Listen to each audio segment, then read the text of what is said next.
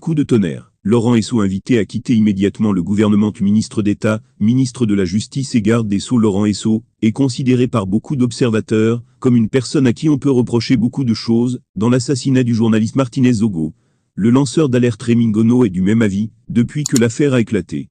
Il a déjà accusé Laurent Esso à plusieurs reprises d'avoir fait tuer l'animateur radio en complicité avec le magnat de la presse Jean-Pierre Amougou-Belinga. Il y a quelques heures, le journaliste en exil du côté de la France, Rémi Ngono, a relayé une publication qui va dans le même sens sur les réseaux sociaux.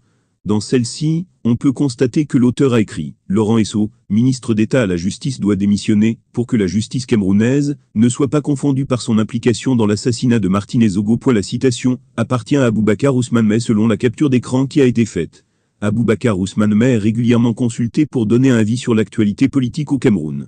Rémi Ngono réitère par ce poste son envie de voir Laurent Esso, le collaborateur fidèle de Paul Biya, être obligé de quitter son poste pour répondre aux accusations très lourdes qui pèsent contre lui. Pour rappel, le chef des opérations spéciales à la Direction générale de la recherche extérieure, DGRE, Justin Dannoir, est avoué que c'est Laurent Esso qui a demandé de tuer Martinez Zogo sans autre forme de procès. Et dont Justin Dannoir a formé un commando sous la connaissance de son patron Léopold Maxime Eko pour aller faire le travail qu'avait aussi validé l'homme d'affaires Jean-Pierre Amougou-Belinga.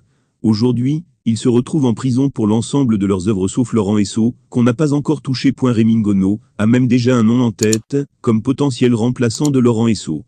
Il s'agit de Jean de Dieu Momo, affectueusement appelé Fouzak Tompou, l'actuel ministre délégué auprès du ministre de la Justice, garde des Sceaux. Rémi Ngono estime que Jean de Dieu Momo est prêt pour entrer en jeu en remplacement du titulaire du ministère de la Justice Laurent Esso, actuellement sur le banc des accusés de l'assassinat de Martinez Zogo. En février 2023, Rémi Ngono avait chargé Laurent Esso qui ne serait pas, selon lui, à son premier forfait. Ce mardi 21 février 2023, c'est l'an 9 de la mort brutale du docteur Charles Sylvestre Adbaïon, survenu le 21 février 2014 au centre hospitalier universitaire, CHU, de Yaoundé.